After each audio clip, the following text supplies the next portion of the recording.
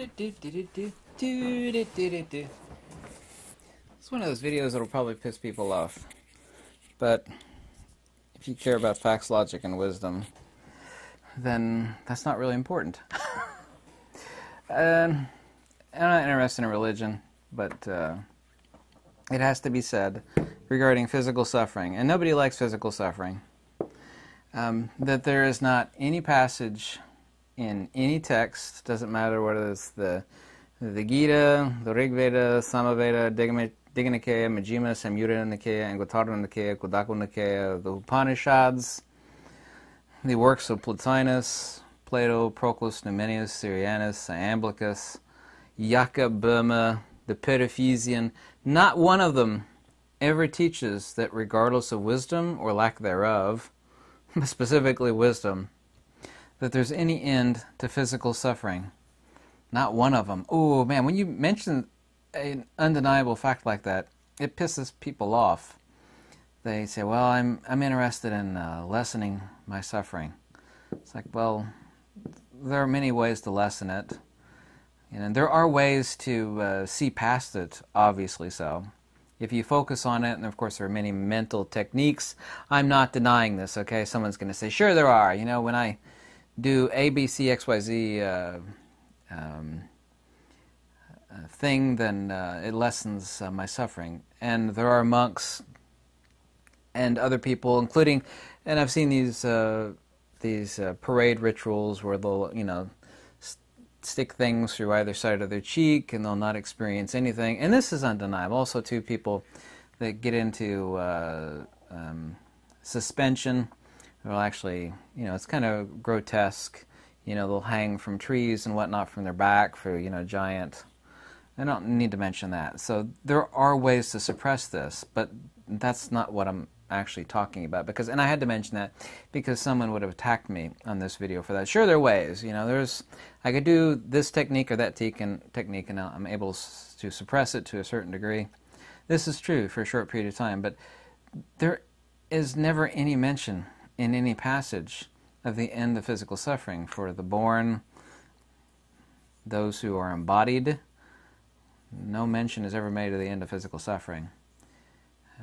People use, and I'm not interested in ever discussing religion, people use religion and certain techniques to have a better life. And the point of this video is to point out the fact that all true monistic metaphysics, every one of them, has never taught about having a better this life, but about disobjectification and pulling away from the false identity of this psychophysical existence. In the case of, and in any translation too, by the way, in the case of Majjhima Nikaya or Gautama, and I wrote a little booklet about this, where he hit the Sukkara-Madhava, that's an ancient Pali term.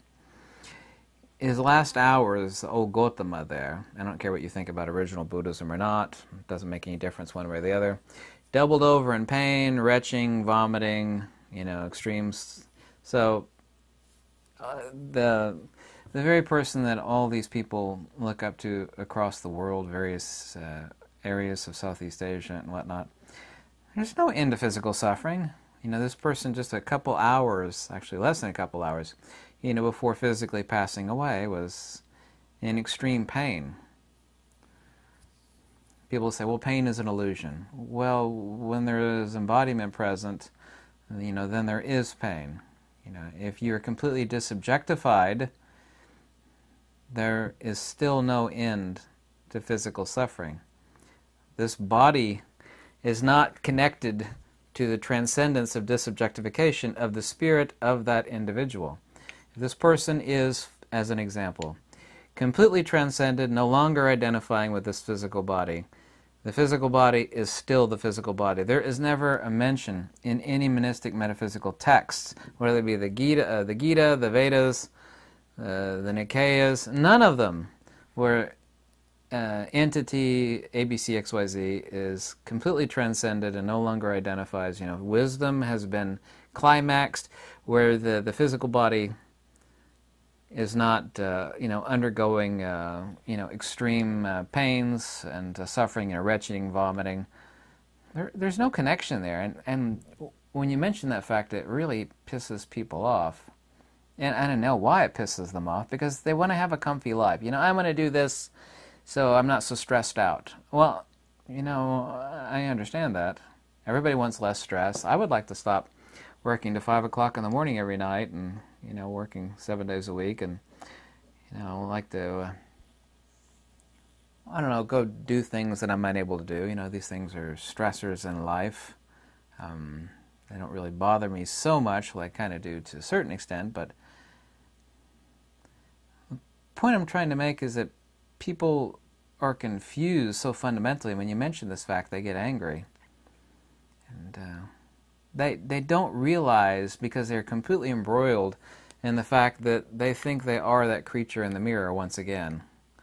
You are not your beliefs, and you're not that psychophysical entity in the mirror. And no matter how much wisdom is present or not present, this would be, of course, no wisdom, where one completely identifies with the psychophysical, and this would be complete wisdom, the absolute fulfillment of which, where there is no longer identity with this.